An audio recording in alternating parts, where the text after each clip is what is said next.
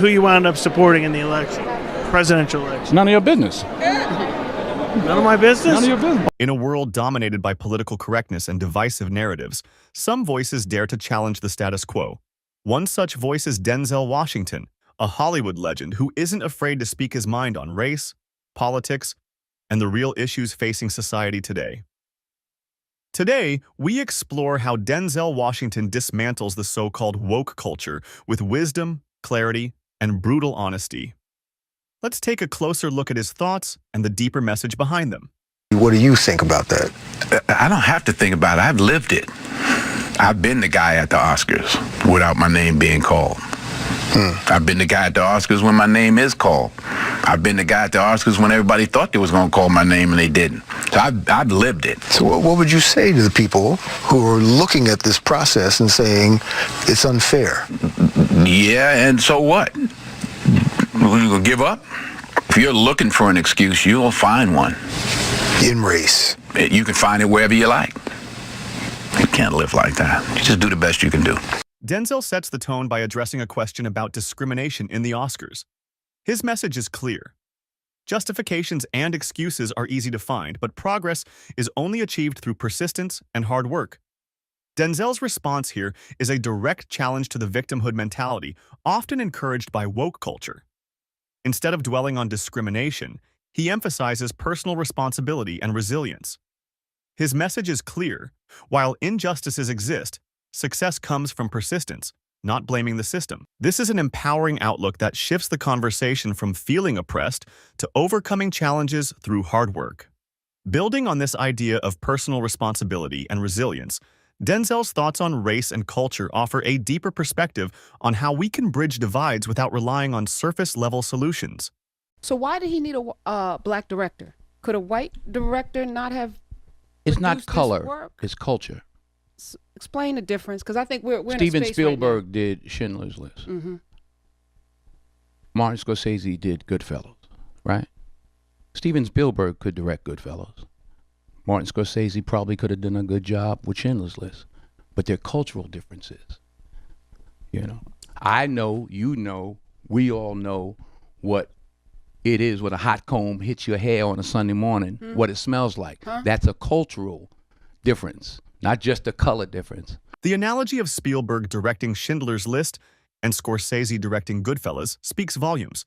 It's not just about who's behind the camera, but what experiences they bring to the story. This perspective goes against the grain of woke culture, which tends to focus heavily on identity markers like race. Denzel's approach shows that cultural understanding, not simply race, is key to telling authentic stories and making real connections. This focus on culture rather than race naturally leads into Denzel's critique of how information and misinformation affects our worldview. In a world overloaded with opinions, how do we find the truth? So what is the long-term effect of too much information? The polarization of the electorate? A meaner spiritedness? And false information as well, because the whole fake news thing. Pick one. It's not just one. That's the flavor of the day. Every day is something else. People have to understand, are you using your device or is your device using you? Can you put it down? Can you turn it off? You're talking about literally the places people get their information from. I don't care what information. Pick one. Phone, television. You know, it used to be news. Now it's opinion news. Oh, glasses. We have 3 experts on the right, 3 on the left. Let's discuss. Ooh, light bulbs. We have 3 experts on the right. That's not news. That's opinion news. Well, over and over and over. Cycle, cycle, cycle, cycle, cycle. What is the long-term effect of too much information? If you're sitting there and you're thinking it's the gospel, what I'm saying to people is, to all of us, I'm not knocking the phone. What I'm saying is we have to understand, we have to at least ask ourselves, around the world, you here in England, wherever you are, what is it doing to us? Denzel's message is clear. We need to be more critical of the information we consume.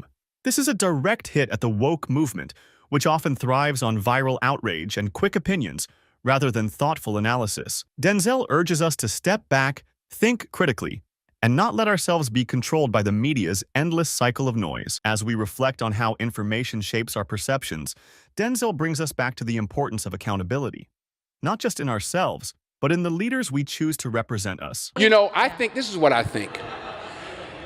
I think we as Americans better learn to unite I think we as Americans need to put our elected officials' feet to the fire and demand that they work together,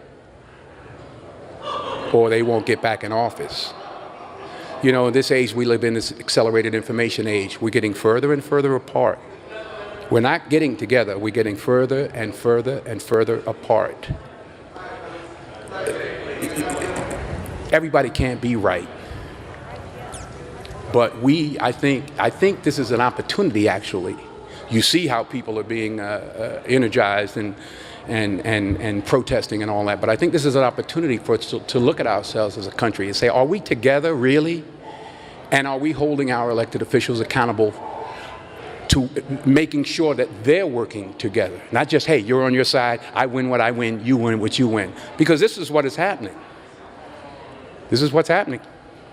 And God only knows where it's going. Rather than embracing the us versus them mentality often promoted by woke culture, Denzel calls for unity. He reminds us that change won't come from simply being loud or divisive. It comes from holding leaders accountable and working together.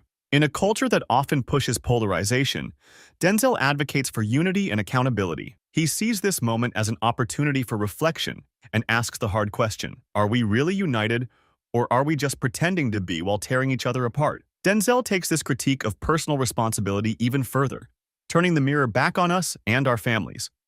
If we want to see real change, it has to start from within. I think it's more important to make headway in our own house. By the time the system comes into play, the damage is done. They're not locking up 7-year-olds. Yeah. You know, I was in Chicago a couple of 3-4 weeks ago, and we saw these little kids on bikes with masks on the side of their head, like 5 or 6 of them. And the driver said, yeah, they're little yummies. I said, who? He said, little yummies. Look up, Google Lil Yummy. Lil Yummy was an 11-year-old murderer. Wow. And you look at his picture, you'll see the headshot of him, and he's like this. And he got murdered at 11 by a 14-year-old. Wow. Who's doing life now, and a 16-year-old.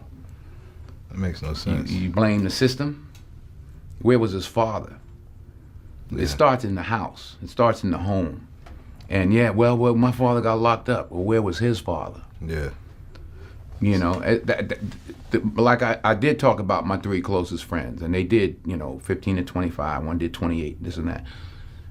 I was the only one of the 3 that had a father in my life, even though my parents were together. But I still had a father who was a gentle man and a good example, and they didn't. We can blame the system if we want, but they didn't lock any of us up at 7. Yeah.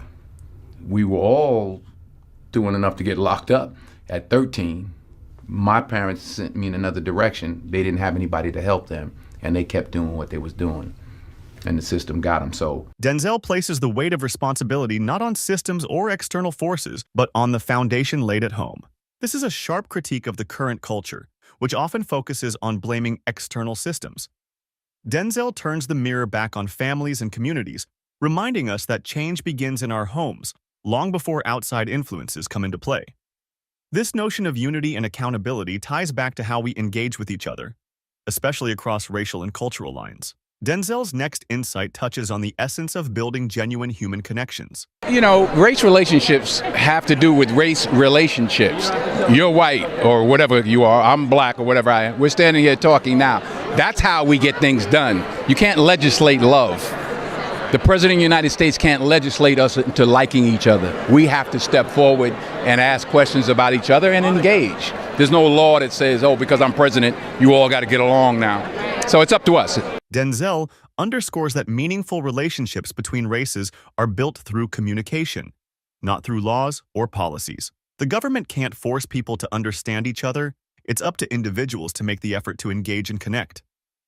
This is a direct critique of woke culture's reliance on legislation and top-down approaches to solving racial issues.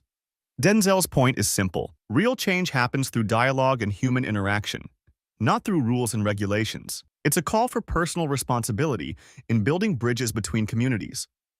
As Denzel calls for stronger communication and responsibility, he reflects on his own life experiences, reminding us that hard work and personal accountability are key to success, something he's lived through firsthand. when I was 20, I worked for I grew up in Mount Vernon, New York. I worked for the sanitation department. I was a garbage man. You were a garbage man? I was a garbage man. I worked the back of the truck. 22 square blocks. That's hard. Doing movies, there's nothing that we do in the movies that's hard. I used to deliver for United Parcel Service on a truck. Right. That was hard. Yeah. This is a joke. Yeah. Right? His point is clear. Real work, the kind that shapes character, is found in the everyday struggles of ordinary people. Hollywood is nothing in comparison. This comment cuts through the illusion of celebrity and reminds us that success comes from real hard work, not from fame or popularity. In a world where woke culture often elevates celebrities as moral authorities, Denzel grounds the conversation in reality, reminding us where true value lies. Finally, Denzel brings the conversation full circle by addressing the media's role in shaping perceptions, especially in an age where misinformation runs rampant. If you don't read the newspaper, you're uninformed. If you do read it, you're misinformed. So what do you do? That's the great question. What is the long-term effect of too much information? One of the effects is the need to be first, not even to be true anymore. So what a responsibility you all have to tell the truth, not just to be first, but to tell the truth. We live in a society now where it's just first. Who cares? Get it out there. We don't care who it hurts. We don't care who we destroy. We don't care if it's true. Just say it, sell it. Anything you practice, you'll get good at, including BS. This is a strong rebuke of the current media landscape, which often amplifies narratives without fact-checking. Woke culture, too, thrives on these quick reactions and viral moments. Denzel's point? Truth and integrity should always come before speed and spectacle. Denzel Washington's perspective is clear.